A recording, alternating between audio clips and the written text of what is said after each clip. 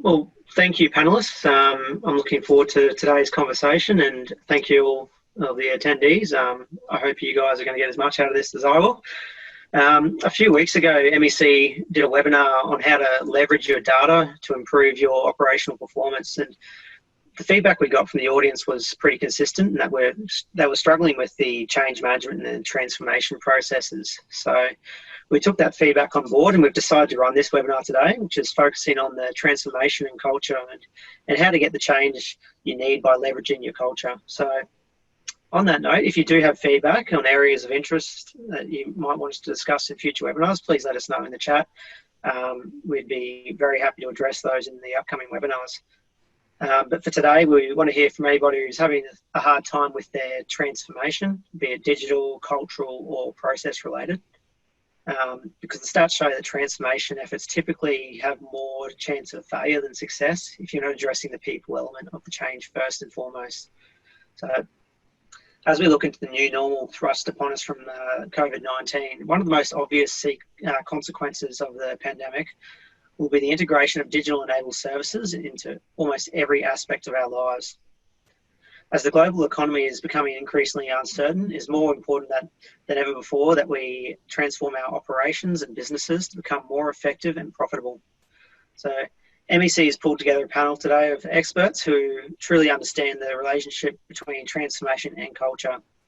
And we hope you will take away an understanding of some fundamentals, so the frameworks and the mindsets that you need to be in place to put people in front of the change and make it effective and successful.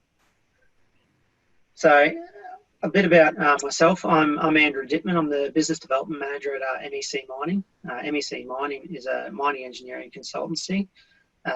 We have 15 years of experience operating throughout the Australian domestic market, covering open cut coal and metals and the underground coal metal space.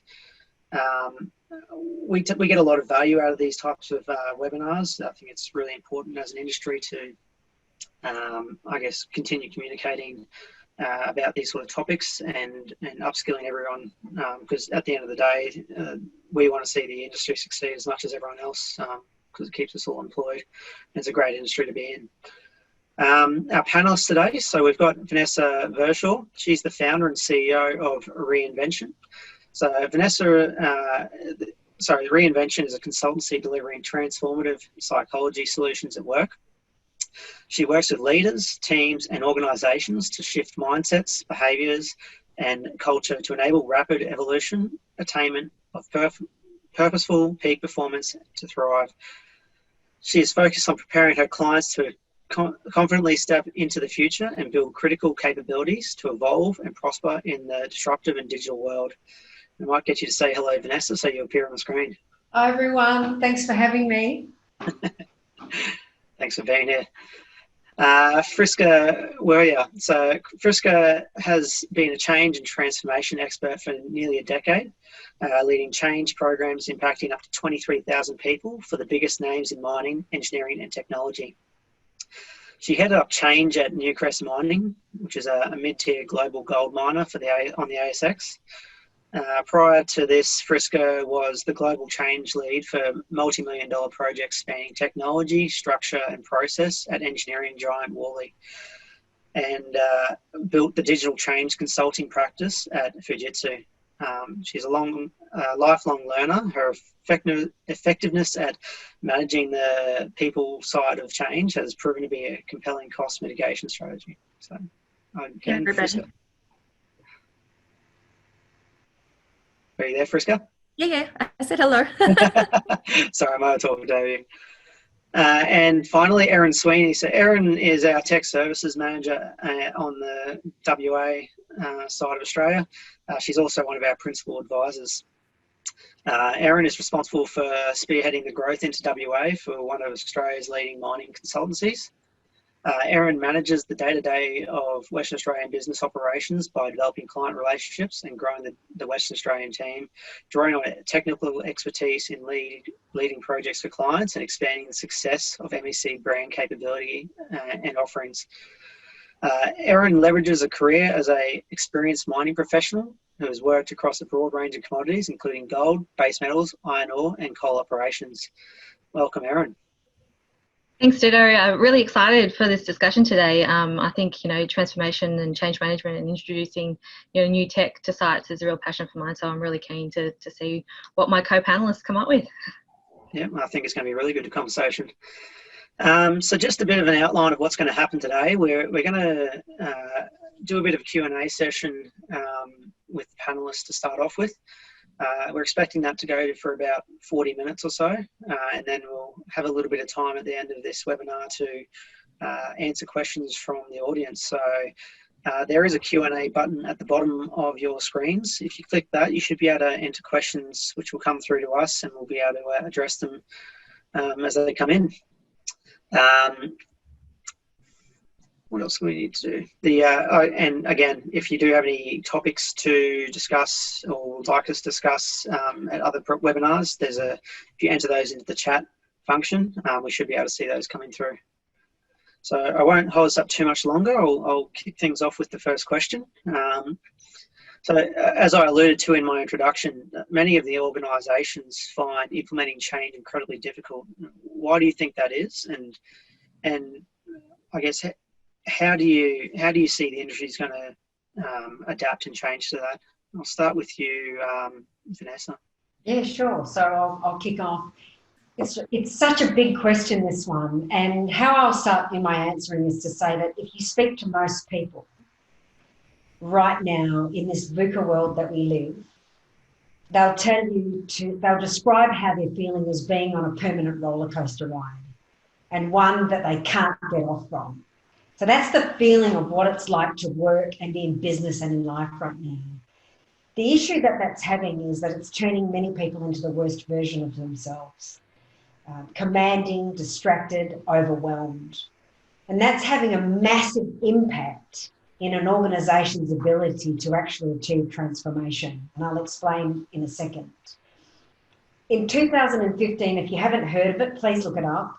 An incredible guy by the name of Steve Denning took 100 of the world's top researchers on a tour around the world to evaluate those organisations that were successful in those transformation and those that weren't, those that had evolved successfully and were working and evolving at the pace of change, which is huge.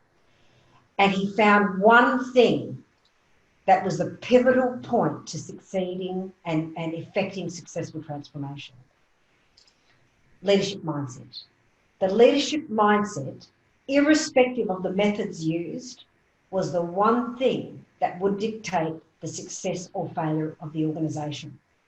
So if you put that into context, what's really interesting, with all the money being spent in industry, millions and millions and millions on agile process and methodology, the big derailer for organisations that move to process first is they do not have necessarily, and in most cases, the prerequisite mindset of the leaders and the culture to be able to support the principles of agile methodologies. And that's where I'll kick off to start. That's awesome. And Frisco, I might go to you next. Echoing Vanessa's point, I agree. Like, leaders can make or break any change, but besides that, the change management discipline itself isn't very well understood. Change is often brought in as an afterthought. It's already gone pear-shaped, or it's literally moments till go live, and then it just turns into a race to the bottom. So the majority don't invest properly in change management. They think, if I had $1 for every time someone said, isn't that just change and isn't that just comms and training? I think I'd be retired by now. So I think people underestimate exactly how much effort it takes to change the way someone's been thinking for many, many years, to then translate into how they change their behavior. And so this leads to minimal effort in engaging the right people, in ensuring that any communication is effective and two-way. So often it's really a monologue, it's one way, and they're confused why people don't adopt. Well, it's because you haven't engaged them properly. And often when changes are brought in, the required capability isn't built yet. People are just expected to run before they can walk. And of course, often change and transformation projects are kicked off without deciding what success looks like. So if you don't know what good looks like, how will you know that you've gotten there? And another point that I want to make is that short-term thinking really leads to long-term fixing. It's often one of the first items to get cut when people are looking at their budgets. But you can't do that. You know, the seeds that you plant today is not going to translate into fruit tomorrow. And that's exactly what change management is. You're planting seeds. It's iterative. It's an evolution. So if you engage someone today that's resistant, you're not going to turn them around tomorrow. But it doesn't mean you don't invest in change management at all. So change takes time. And in the case of something so intangible and prevalent as culture, it can take a few years for it to truly stick. And I think that's linked to, if I can step in, just piggyback on that, I think that's absolutely linked to what I was talking about, which is about the whole psychology of change. You know, we're in the dawn of an era where emotional intelligence has become the single most important trade in business.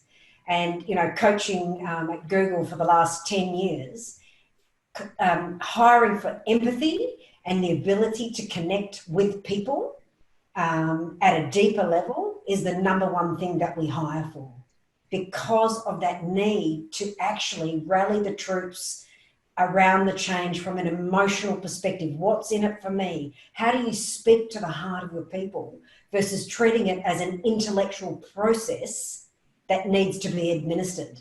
And that's a really big shift that needs to happen for transformation to be successful, is building empathic leaders and leading empathy in the organisation.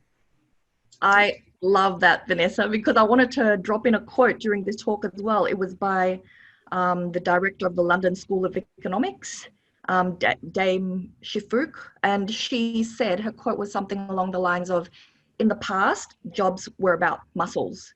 You know, now they're about the brain, but in future, they'll be about the heart. But I argue that it's actually about the heart right now. So yeah, I agree. The most empathetic leaders are the ones most capable of influencing change.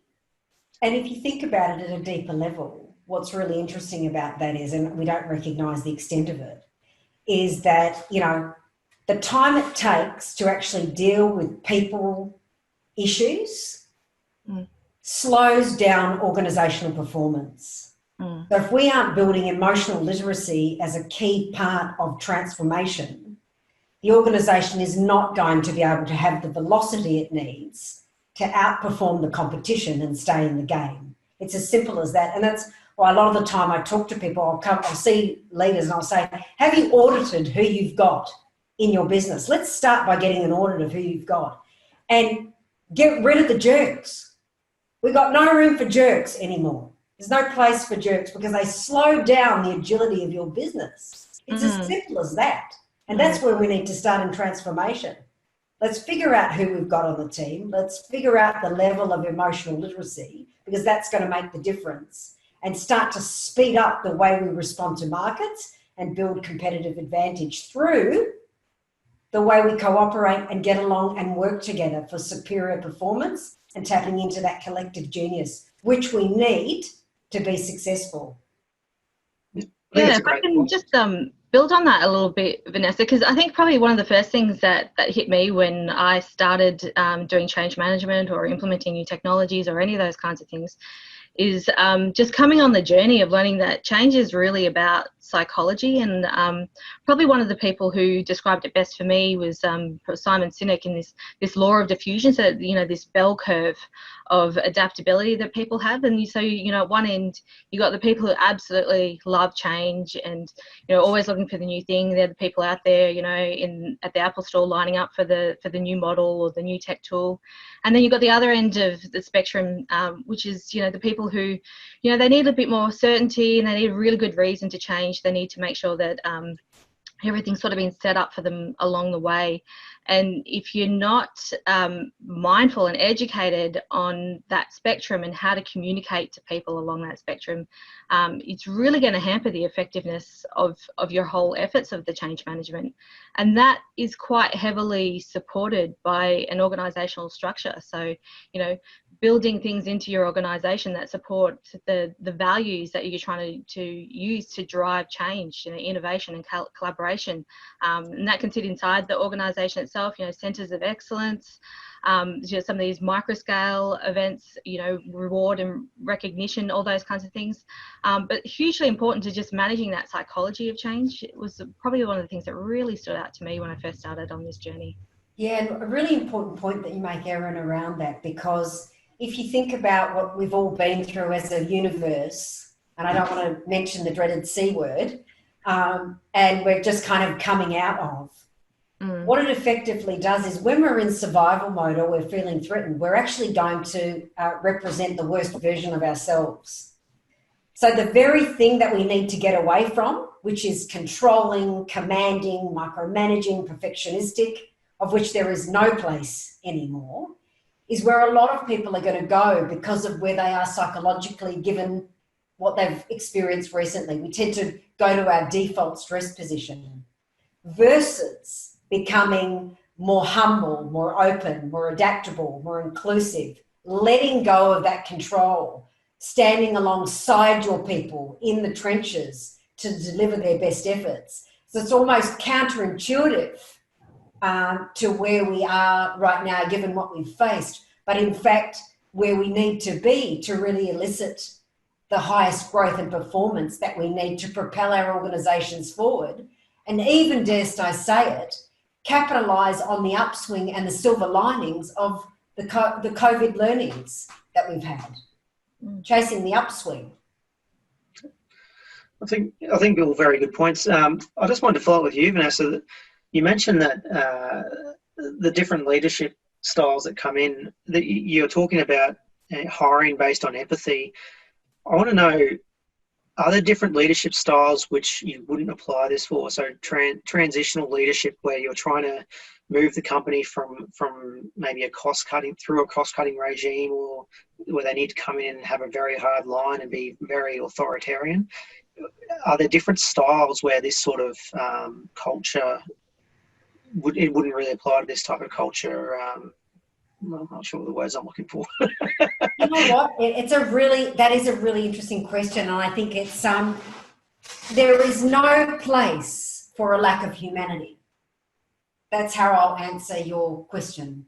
It has to always be people first, even when you're making the tough decisions about who to let go. Cost cutting because you have to, because of what's happened to us and what we're going through right now. Nonetheless, being driven by an empathic approach where you really consider the impact on the human element and on humanity has got to come first. So what's really interesting is what's going on right now. A lot of organisations that I work with, many of them took an approach during the C time where they said, you know what, we're not going to lay anybody off. We're going to manage perceptions of us as empathic and human-centred. So that's our decision. They spent a fortune on sending care packages, massages, vouchers once this is, you name it, a fortune. And they were seen as just the most fantastic organisations to work with. But guess what? Guess who's laying off now? They are. So organisations that were originally criticised for having to lay off people originally aren't doing it now, and those that didn't lay people off originally are doing it now. But it's really interesting. There's no one size fits all, but having empathy and leading with your customer, which is also your employee, in mind, is the winning strategy always. Yeah. So you're trying to introduce one of these strategies to an organisation. How much thought do you put in before you go in there? Or is it more of you probe around the organisation to see where the gaps are and then you address it? Well, it depends what you're trying to introduce. But in this instance, it's always about thinking about your culture and how you want to be perceived. I mean, if you think about during the downturn in Australia in kind of 2009, 2010, particularly in mining, and suddenly people started to talk about the currency of trust. Do you remember that? And the purpose of the trust in organisations and trust in leadership. And what a lot of organisations didn't realise is the intangible value of that. So if they had actually had a brand where the internal experience of people within that culture was felt by the customer, and in fact there was alignment, then what you found is that share price was actually maintained and customers remained loyal to the organisations that were able to actually show that alignment. And those that didn't actually lost in their intangible value, and stocks actually plummeted, which was really interesting. So a lot of mining organisations actually suffered during that time. Yep. Because they hadn't really been focused on their customers necessarily, or putting their customers first. And as a result, when the crash hit, customers left. I might build on your point, Vanessa. Why should we care about trust? Because trust has the power to expedite or erode, performance, productivity, profitability, and a lack of trust results in sabotage, micromanagement, and backstabbing. And the pandemic has accelerated digital transformation, and a lot of that means remote working. So instead, we have to empower our people to take action, to give them the autonomy where and how they see fit. So pre the C word, there's an acronym that I use, which is TITO, T-I-T-O. Old school managers would liken that to time in the office, right? But now and post-COVID, it has to be a different TITO. The next generation leader will be trust in the outcomes. And, trust related to consumer brands, it's not a new concept, but now your own trustworthiness is equally relevant, and we need to trust individuals, not just institutions. And so the value from building a trustworthy reputation, it's being increasingly recognized. In last Saturday's The Age, there was an article about the MSO, so the Melbourne Symphony Orchestra. And in that, they cited a lack of trust as the number one reason why the musicians and the leadership weren't getting along. And it will likely be its demise if it's not resolved. And, we've seen a lot of tech disruptors come into the marketplace, such as Uber, eBay, Airbnb. They've triggered a new way to do business, a business based not only on brand reputation, but personal reputation. So trust is going to be more critical than ever. Absolutely. Yeah, and I think, a big piece of that sits in that transparency space. So across all the organisations that I've worked for, from a junior engineer right up to being part of the management team, being transparent with your people about the changes that you're going to make and how that's going to impact them is the biggest way that you can build trust with them. Mm-hmm. And, you have to be constantly communicating what you're actually intending to do, even if that's not going to be an outcome that's favourable for them, but they're more likely to get on board with that change if you're really transparent about what that change actually means. And that's a huge part of that trust building equation. I think that's a great point, Erin, but do you think it comes to a point where it might be overly transparent? I think there are times when you can't necessarily tell people absolutely everything, and that's fine. There are certain things that an organisation needs to do that they need to keep under wraps, but be transparent about that. Just tell them, we can't tell you this right now because we're still formulating a plan around this, or there's confidentiality issues with this. When there's an update that we can get back to you with, then we will give that to you. But be transparent about the fact that you can't reveal absolutely everything. I think it's really important that you maintain those lines of communication. Yeah, silence is not an option. Not saying something is saying everything. So if your silence will ensure the rumor mill goes into overdrive. So agree with your points. Yeah, I had a general manager that used to say, if you don't tell them, they'll just make it up anyway. So always be ahead of the message. Yeah. I think an important part of trust as well is the fact that trust is the antecedent to psychological safety and high performance. And if we're trying to create agile, high-performing cultures in the way we lead, knowing how to build a heightened level of trust that also enhances the feeling of psychological safety within teams is absolutely critical. Now, for those of you who are listening who aren't familiar with some extraordinary works, I'll just reference a couple of things for you that you might find useful. Firstly, the work done by Google over the last 10 years on Project Aristotle, which looked at psychological safety in teams, which is in essence the safety that people feel psychologically in being able to speak up and stand out without, even if their voice shakes, to speak their truth so that they can unearth issues that are preventing them from achieving high performance or preventing the team from actually moving mountains together. So some interesting research was done by a woman called Amy Edmondson, Dr. Amy Edmondson at Harvard, where she went into hundreds of different hospitals across the states in ICU units, and she investigated this one question: would teams that achieved high levels of performance have less error rate? And what do you think she found? Now, I can't hear you, which is a shame. But when I ask that question, most people say, well, high team performance equals less error rates. Wrong.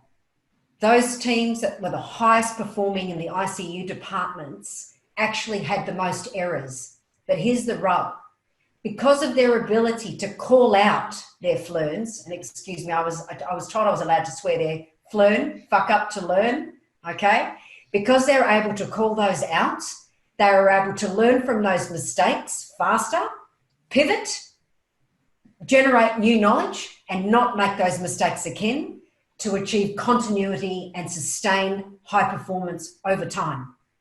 So the bottom line, the more you have that type of safety within your relationships where you can actually call stuff when it happens and be able to pivot quickly to try something new, do something new, is going to really be a hallmark of your ability to increase your velocity and also your high performance within your organisation and your teams. The absolute key quality to actually start to create those high performance cultures that a lot of people aren't aware of. I think that idea is absolutely beautiful, Vanessa. Fail fast and don't ignore the failure either. I mean, failure should be celebrated as well. So if you are making a change and it turns out that something that part of that, was not working out and you need to pivot, sit down, learn from it, be honest about it. Don't try and hide it, just to use it to make the plan even better. Perfectionism is your enemy, Erin. It is your enemy. If you are trying to be adaptable as a leader, you're trying to implement successful change initiatives, if you want your organisation to be agile, you have to be able to do that. It's absolutely progress over perfection, for sure. Yeah. No. You got to be 100% agree. Humility is your superpower. Believe me. Right, we'll move on to the next question. We'll go to you first, Friska. So what are the biggest mistakes companies make when undertaking transformative change, and what common transformative advice have you seen people following, but it's not destined to work? Underestimating the impact and the extent of it, not being empathetic to the change. Like, I'll give you an example. So I was on a big transformation project at WA Police a few years ago, and it was mission critical. It was called CAD, the Computer Aided Dispatch System, and it was the platform that was used to dispatch, audit, and manage calls for police assistance. So needless to say, if you F that up, you literally could be killing people. Like, imagine sending a helicopter in the wrong direction, sending a squad car somewhere else. And so it was a 10-year-old archaic system. And it was like jumping from the blue screen MS-DOS to the latest generation iMac. And the impact was significantly large. 7,500 police officers, 1,500 civilians would be using it. And it was like a heart-lung transplant. It was connected to all these interfaces: Department of Justice, Department of Health, Centrelink, Federal and State Police, Department of Corrective Services. So an change of that extent, the effort you invest in change management has to be commensurate with that. And a lot of people take the easy route and they don't take the time to truly understand how they're interacting with the change. So I actually went on a ride along with them to really understand how they interacted with the technology. I was in the back of the paddy wagon, literally walked to the beat with them. And there's places I've been to and things I've seen that I would not think I was in Australia, but without seeing how they engage with the change firsthand, I can't develop corrective action plans. I can't put together an effective change strategy. And like with any transformation, it has to start at the top. So it had the executive sponsorship, it had the buy-in, and the person that was cherry-picked to lead the change effort, he wasn't the highest ranked, he wasn't the longest serving, but he was the most credible, influential, respected, and empathetic leader that they had. And this is critical. Yeah. And what sort of stakeholder engagement do you do before that, before you go to implement it all? Sorry, say that again? So what sort of stakeholder engagement are you doing before you even go to implement? First of all, you have to identify who they are. What are their fears? What are their wants? What are their desires? And then you plot them on an impact power matrix. So how influential are they and how much power do they have over us? And what many people don't realize is that stakeholder analysis is not a solo exercise. Like, it's not just you sitting in a room thinking about this. You need to ask a lot of questions. You need to leverage your team, because without knowing how the informal relationships work, you can't get people to inspire and adopt a change. Yeah, absolutely. And Erin, have you got any examples of similar sort of stories? Yeah, definitely. So one of the sites I worked on, when I first came to the site, we had just introduced a new piece of technology that was pretty important to safety, and the site was heavily resistant against it. This thing just was not working. Nobody was taking it up. There was passive destruction and non-compliance of its use. So the general manager asked me to step in and have a closer look at it. And I think probably one of the things that was most effective that, we did straight away was forming a steering committee of people from multiple different backgrounds. So that we had people from ops, people who were driving trucks who were having to deal with this tech, the tech company itself. So we got them back into the room again to work on it. And then, project management people, we set up, this feedback loop. So we made it really accessible for the workforce. So put it up in their pre-start room where they could provide the feedback, and constantly created an action plan that just constantly addressed the changes that needed to happen and kept them informed along the way. So it's just sort of building, I guess that trust piece. But I think the biggest takeaway was the multi-disciplined team. You can't do this on your own, and it's important from so many levels so you have people who actually understand what the problem is. There's no way I would have been able to fix that technology myself, and I wasn't in a truck every day driving around understanding the impact that this thing had on me. I needed a lot of that extra information, and I could use my project management sort of background to help to drive the program that needed to happen. But I was never going to be successful doing that on my own. I required that whole steering committee, even to the marketing point where we had to go out and re-educate the whole site again on how this worked and what changes that we'd made, and getting buy-in from those key influencers and the frontline leaders. So I think those are the things that are really critical when you're introducing that kind of technology or these new changes. You have to understand what impact is this having on the person who's going to have to use it the most. Yeah. And what sort of feedback levels did you get? Did you find it was coming back from the lower end of the org structure or the higher end, or a bit of both? And how accessible was it?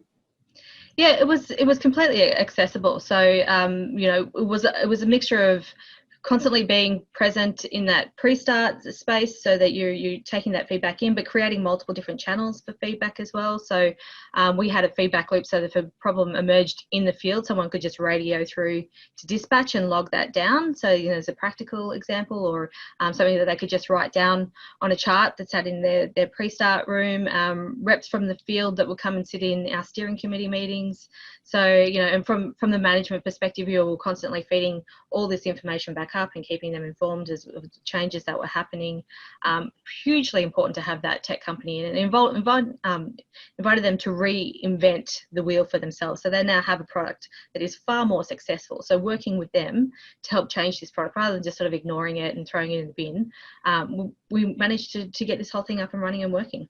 Yeah. So No, I think Erin, you kept on the feedback loops to get more info on how it could be improved. Is that what you were saying? Yeah, effectively. So the things that weren't working about it. So a lot of it was sort of sitting in coding space, and you see this a lot with tech. So you've got these amazing startups and tech companies, and they're building brilliant ideas, but they don't necessarily know the limitations on a mine site or environment that can have real ramifications for how their tech works and how it's integrated. So making sure that you have that fully functional, full disciplined team helps to really integrate that tech onto a new site. Yeah. It's not just that, but a common mistake that people make is something that I call launch and leave. They launch it and then they scatter. They don't take the time to improve the product, embed it into business as usual. It needs to be reinforced. You know, sometimes your structures need to change. Sometimes there's more skill building that needs to be done. You don't just launch, go live, and then pack up 2 weeks later. So it takes time to embed sustainable change. Absolutely. And I think initially there's a really strong reaction, I hate this thing, it's making my life hell. And you have to be patient and sit with them through that process and really get to the bottom of it, and sort of allow some of that to come out so that you can eventually get into that problem solving stage as well.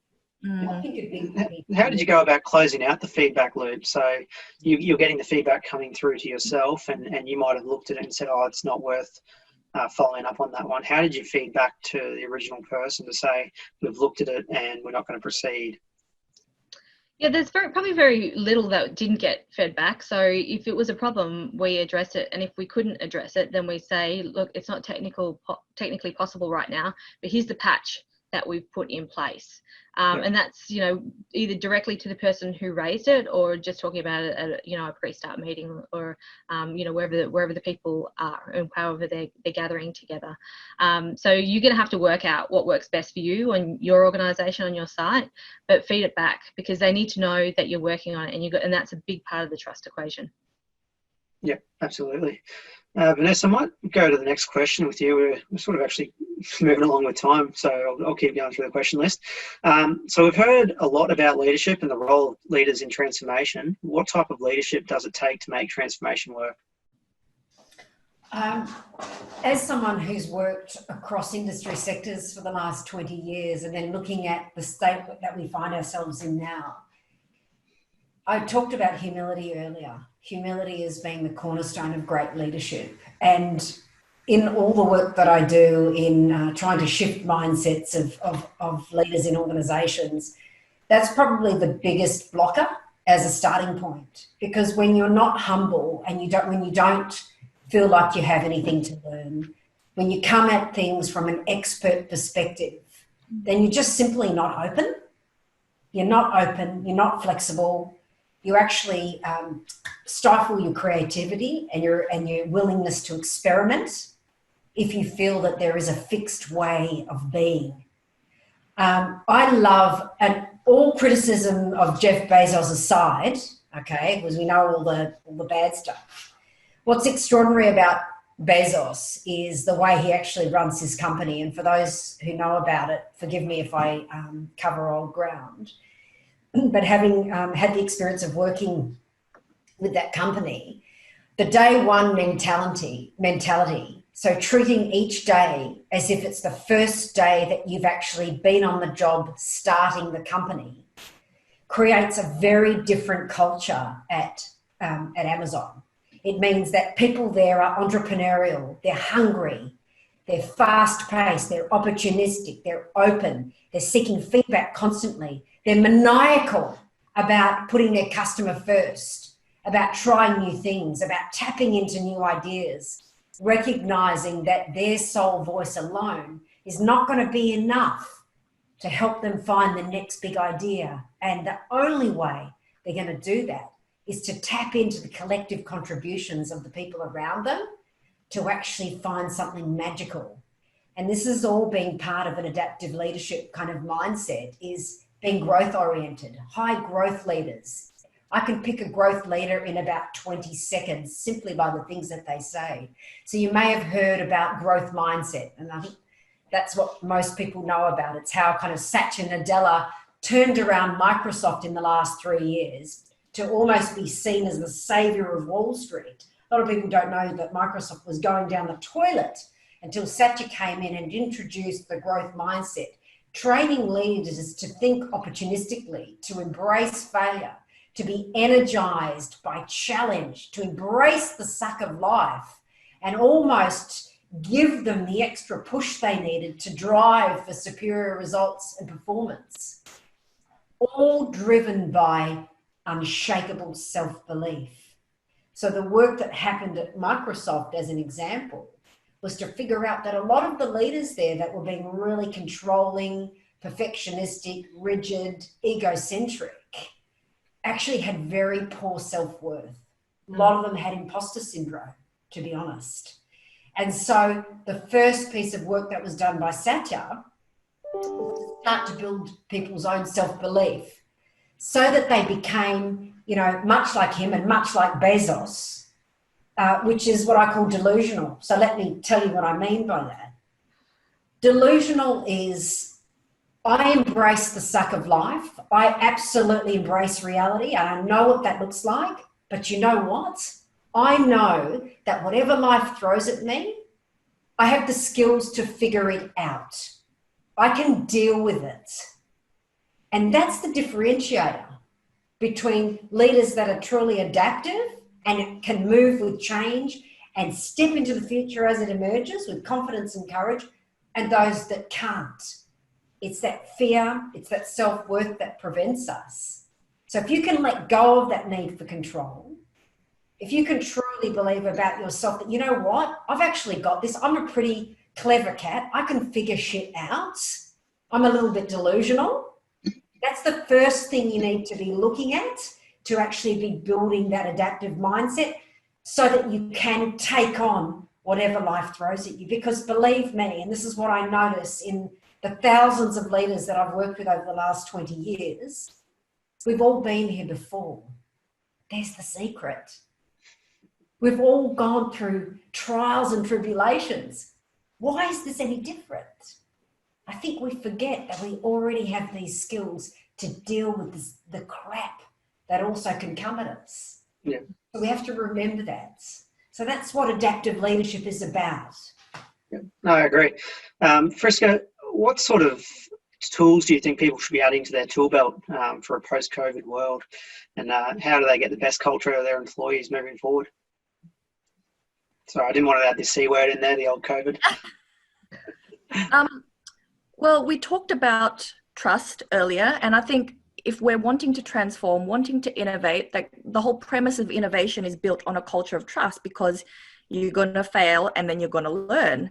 So if that's the case, then it's not just what your leaders say, but what they do, and most importantly, what they reinforce has to exude an openness to change. And we talked about, giving people feedback. Well, positive reinforcement has to outweigh negative reinforcement on a scale of 4 to 1. So for every, oh shit, that didn't work, like what are 4 learnings that you wouldn't have been able to achieve if you didn't give it a go in the first place? And people need to be rewarded for making the attempt at innovation, not just when it works, because we've already said innovation has some failure. So you can't cherry pick. You know, if people give it a go, that needs to be supported. Give it a go. Love those. That's it. You said it, Frisca. Just so Aussie, isn't it? Give it a go. And, we talked about Satya Nadella earlier today. What I wanted to highlight with him as well, he really not just hired for empathy, he hired for diversity. So if you want something different, then you need to hire different people that think differently, that come from different backgrounds. Because if you just hire who you've always hired, then, no innovation ever came from groupthink. That just doesn't happen. And also to reinforce that point is to hire for character, not capability, right? If I asked you, who's the best boss or the best colleague you ever have, words like humility, openness to change, helps other people, trustworthy, caring, honest, reliable, takes on extra work without asking. Rarely is the answer, oh, smartest person in the room, a 4.0 GPA, Ivy League education. But yet, what do we base most hiring decisions on? We base it on capability and not character. So that's also a big reason why your culture may not be as thriving and vibrant as you want it to be. I love that point actually, Frisca, because I get asked about this all the time, and I'm going to go controversial here, but here's what I say. I would rather you hired a mediocre performer who you wanted to have a beer with than a talented asshole. 100%. I mean, what takes longer to build? Someone's character or someone's capability, right? There's capability you can build. Let's go with the mediocre guy or girl that you actually want to have a beer with. And a mentor of mine who's very high up in the mining sector, and I can't mention his name, I asked him the other day, I said, I'm doing this talk. How do you choose the leaders or the board members that you would work for? And he said something really interesting to me, which I'd never thought of, but here's a sobering thought. He said, When I'm thinking about working for a leader, I think, would I leave my children in their care? I thought, wow, gosh, very few people I would leave my children in their care when I look at it through that lens. But what a question, right? So I leave that with you. Yeah. Yeah, absolutely, Vanessa. I think one of the, if I could just build sort of, around what you're going to need for this COVID environment is, this idea of living the values of the organisation. So, and that actually requires a lot of discipline. And you see organisations that live their values are actually far more successful. They achieve their goals more frequently. And it requires a lot of these soft skills, and it's more likely to happen if you have diversity and you have high EQ. So as you're going into COVID, I think soft skills for mining is it's hard. We don't really know how to embrace it, what it looks like. But the more diversity that we build into our mining environment, the more we're going to get it, the more we're going to understand what that looks like, and the more training we do around those EQ skills with our leadership teams and our frontline managers, the more it's going to take hold, and the more we're going to start living our values, and then we're going to start kicking our goals.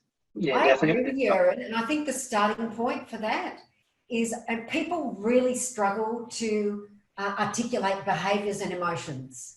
If we can start by helping people to get real solid self-awareness, understand what are the behaviours that are holding me back, how can I label those behaviours, how can I identify those emotions and talk about those things, is the starting point. So that emotional literacy piece as a superpower in leadership and in organisational life, or even in your personal relationships. It can change your life if you know how to talk about feelings, God forbid. But let's extend it. Let's extend it out. Really does create a very different experience, and actually links to super high performance and the organisations that are killing it right now. Yeah. Erin, I think you made a good point there around the diversity in your team. And we've got a question here from the audience around integrating multicultural teams. So what's the easiest way to get them to work together? And Erin? Yeah, I think the multicultural team is hugely important, but one of the challenges is that they don't have a natural way of communicating with each other because they're coming across from multiple different styles. So leadership is hugely important in that, and setting up some boundaries and some standards for how you're going to communicate. So walk the talk. Make sure that you're setting up the environment for collaboration, and 70% of your time as a leader should be spent focused on making sure this team is working together. So get them through the norming, storming, forming, performing phases so that they're actually firing. It's really up to you as a leader to identify opportunities for them to communicate with each other. Yeah, no, I agree. I might take this one across to you, Friska. It's another question from the audience from Kirsty O'Rourke. So employees who still have jobs have some sort of survivor syndrome. Is there a fear of challenging and speaking up? And that they may be selected for a stand down or redundancy by a weak or insecure leader? I think it depends on the organisation. I have noticed it across many sectors, higher ed, mining, oil and gas, and it depends on the culture, whether people are comfortable with speaking up. If the culture of trust hasn't been created, then of course they're going to have PTSD and survivor syndrome and scared that if they say anything, their heads might get blown off, for sure. And, going back to the hiring over character versus capability, one toxic leader can poison the well for 1,000 others. Yeah, no, I agree. Vanessa, how do you suggest starting EQ training in a mining company that has never done anything like this before? Oh my God, if that's not a life. Well, I've done it. I always start at the top. There's an awful expression, but hey, I'm going to use it because you probably all figured out that I'll just call it. It says the fish stinks from the head. You heard that expression? You're all listening. And so what I like to do is I start with the top. And I actually do a bit of an audit of the emotional capability of the team at the top, and I start there because that actually has a positive contagious effect, so like positive turbulence for the rest of the organisation. So if I can get the top team and board, in a lot of instances, working well and really building their empathy and their emotional literacy and the way they approach their people, then we can actually get them leading the empathic training and getting people to understand what that looks like. So things like, for example, at Google, we introduced also empathic, as I mentioned, selection methods. So if we're trying to hire for empathy, as an example, this is from a process perspective, and we want people who are really strong and emotion literate and human-centered. In the interview process, I'll get two competitors going for the same role in the room, and I'll ask them a question around a specific personal situation.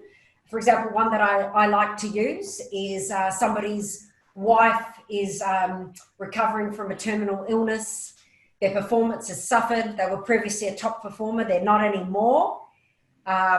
You've been keeping them on the payroll for the last 3 months. How do you address this issue? Because they're not actually haven't added any value in 3 months, yet they're going through all this stuff. And I look to see who gives me the best response from an empathy perspective. And I'll pit them against each other to see what actually happens. And that's the lengths we're going to right now as part of selection process, is to understand, who's going to be more human-centered and show real leadership in the way they approach people. Yeah, I couldn't reiterate that more. I think, if EQ isn't in your core capability as an organisation, then seek somebody like Vanessa who knows it inside out and can help you build and design a training program.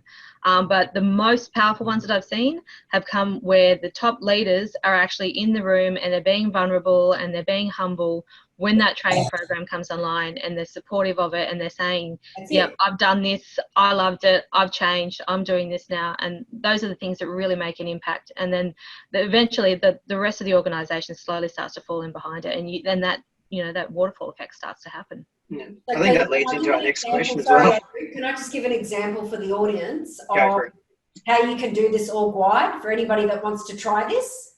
This is an experiment that I'm putting on the table. So I had a dysfunctional organisation I was working with. It was a $3 billion, worth $3 billion. That gives you the sense of scope, although I can't say they support the mining sector. And big problem with this, losing customers, losing people, etc. I realised that the executive had no clue what was happening at the front line and really was so disconnected, which is a big problem in change management, right, everybody? Mm-hmm. The leadership team has no freaking clue what is actually going on in the beating heart of the business. So you can Google it, look up listening tours as a technique, where I had the executive team going out to their 20,000 employees, conducting listening tours, asking questions about the business from every walk of life, going for 3 weeks.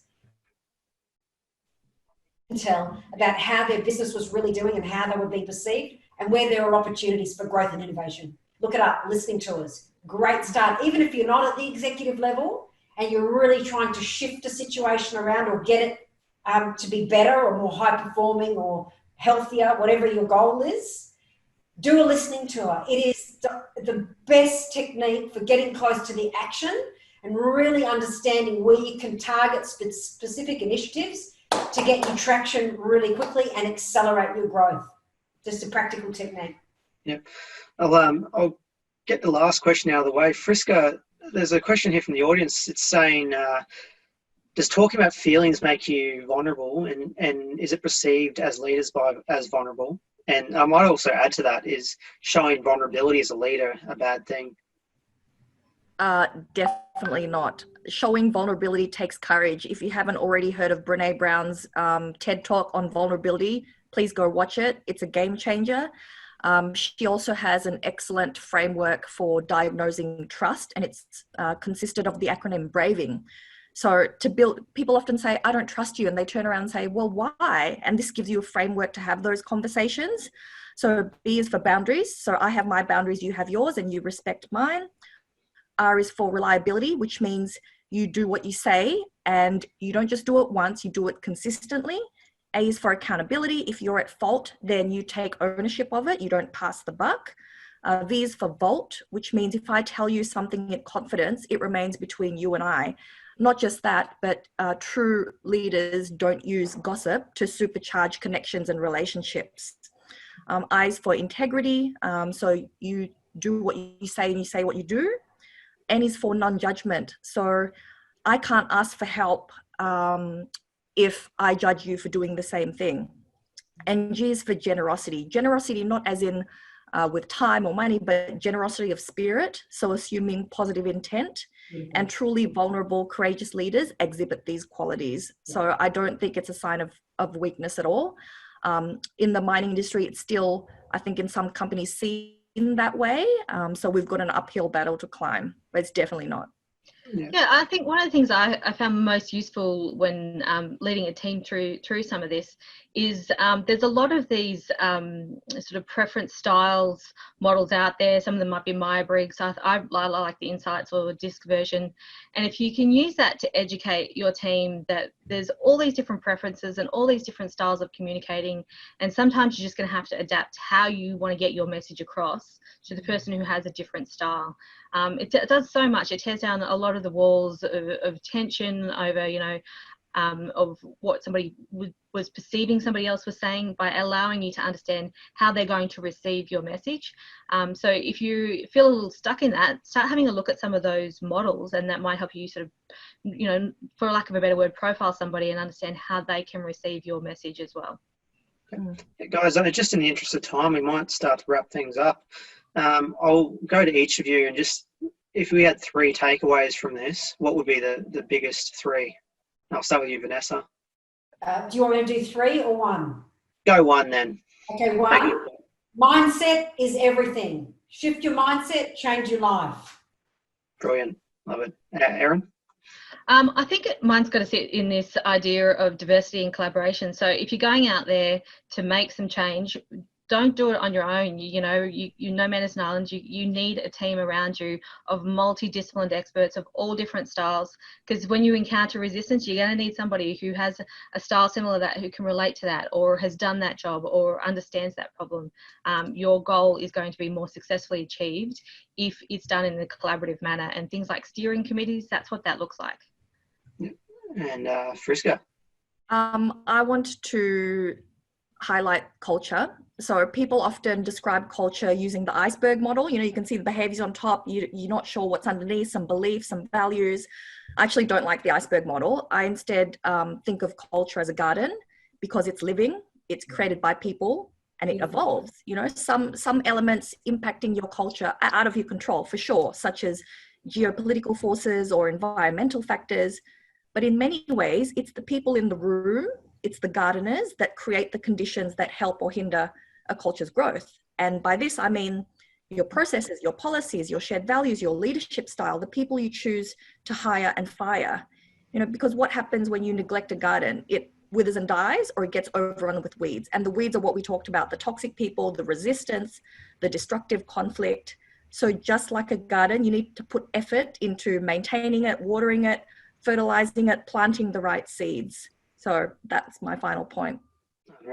And I've definitely taken away a lot from this conversation. You guys have been awesome.